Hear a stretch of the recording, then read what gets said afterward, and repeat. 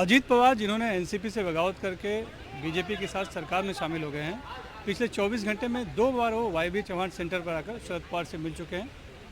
उनके ग्रुप का कहना है वो शरद पवार जी का आशीर्वाद लेने आए थे और उनको निवेदन करने आए थे कि वो हमारे साथ वापस आ जाएं और पार्टी एक रहे, जो कि टूट रही है उस टूट को बचा ले।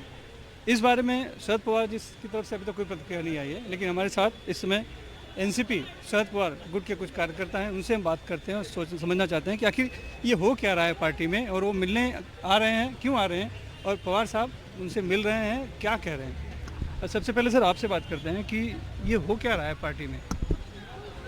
पवार साहब अपनी भूमिका कुछ ही देर में यहाँ पे स्पष्ट करेंगे, इसलिए उनसे बात करने से पहले कहीं ना कहीं पे अपनी बात रखना हम उचित नहीं समझते। लेकिन जिस प्रकार की राजनीति पिछले 10-15 दिनों में हो रही है, उसमें आपको एक अंदाज़ा आ रहा होगा कि 5 तारीख को एक सभा लेने का काम किया गया और अजीत पवार गुट की तरफ से कहीं ना कहीं पवार साहब की बदनामी कैसी होगी, इस प्रकार का वहाँ पे वक्तव्य किया गया।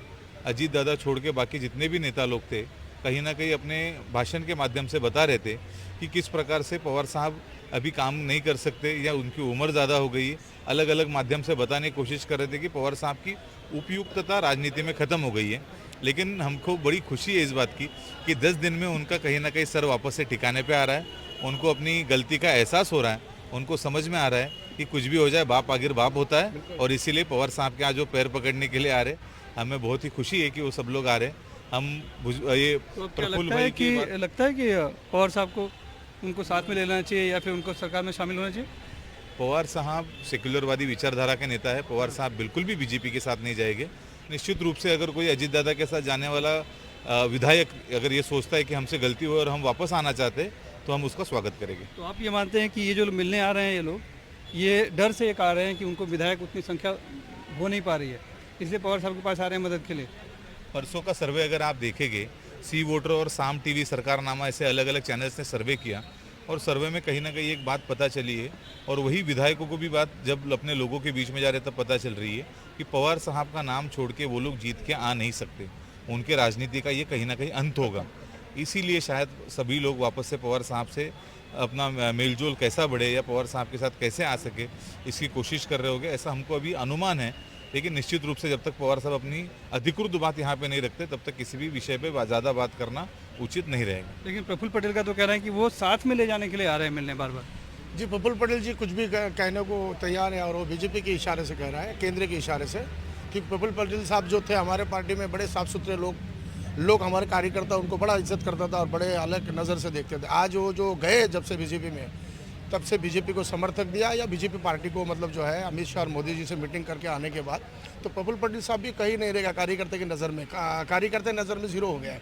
जब हमने चुनाव हुआ था राष्ट्रवादी का, तो वहाँ पर राष्ट्रवादी को सेकुलर वोट मिले थे सब, और शरद पवार साहब को सभी धर्म के लोग प्यार करते हैं।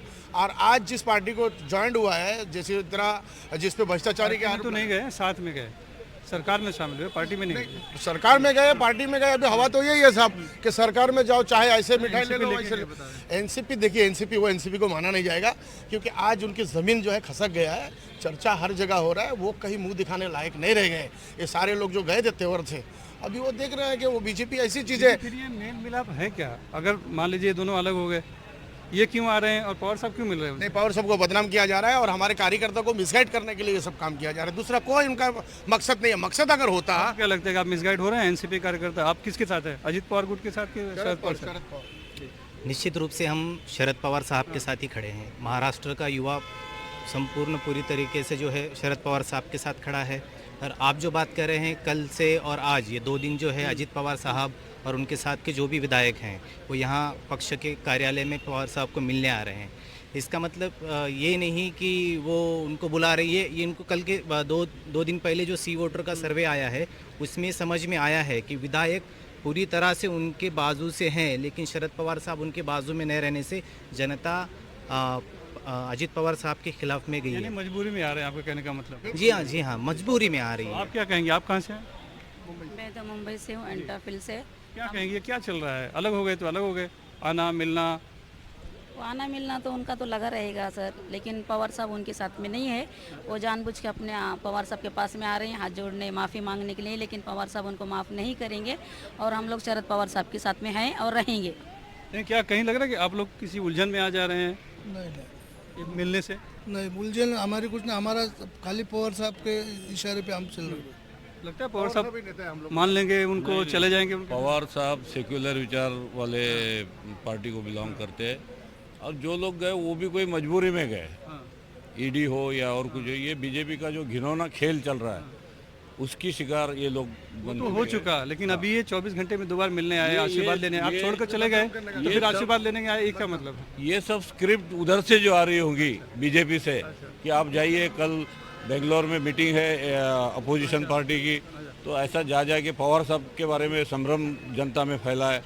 ये सब स्क्रिप्ट बीजेपी से आ अजित रही पवार है। जी बीजेपी के स्क्रिप्ट पे अभिनय कर रहे हैं, आप कह रहे हैं? बिल्कुल, जो भी अभी प्रफुल्ल पटेल साहब नेता है उन्होंने बताए होंगे जो भी होगा, पर हम लोग पूरा, मैं चंद्रपुर डिस्ट्रिक्ट पवार प्रेसिडेंट साहब हूँ, ने बीजेपी के साथ जाना चाहिए सरकार में? नहीं जाना चाहिए बिल्कुल, और जाएंगे भी नहीं। पवार साहब जाएंगे भी नहीं, तो अजित पवार चाहे जितनी बार आ जाए बिल्कुल नहीं जाएंगे।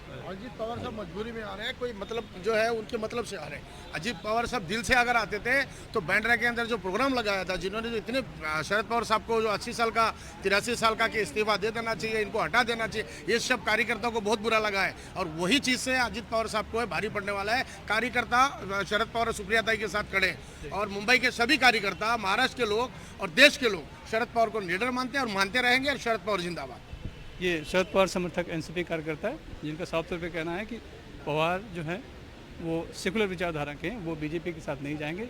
अजीत पवार चाहे जितने बार आए यहाँ पर विनती करें, और साथ में ये भी कहना है कि अजीत पवार इसीलिए आ रहे हैं क्योंकि संख्या बल जो है या कार्यकर्ता उनके साथ नहीं है, इसीलिए यहाँ पर मिलने मजबूरी में आ रहे हैं वो। मुंबई से कैमरामैन अल्ताफ के साथ सुनील सिंह, NDTV इंडिया के।